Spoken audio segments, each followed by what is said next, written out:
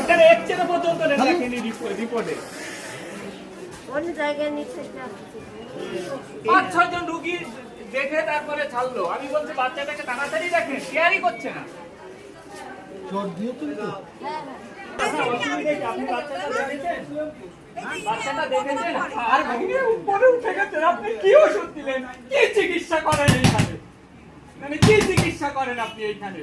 এই বাচ্চাটা আমি ডাক্তার না, তো আমি বুঝতে পারছি যে অবস্থা খারাপ। এই হাতটা কোথায় উঠেছে ভেঙে, আর আপনি কি ওষুধ দিলেন? কি ওষুধ দিলেন? কি করব? আপনি কি দেখলেন? এই বাচ্চাটা কি দেখলেন? এক্সরেও লেখেননি। না না, খেতে বলেছেন। এই বাচ্চাটার হাতটা কোথায় উঠেছে? আপনি কি দেখলেন? কি আশ্চর্য ডাক্তারবাবু, আপনাদের নমস্কার এই পশ্চিম বাংলায়।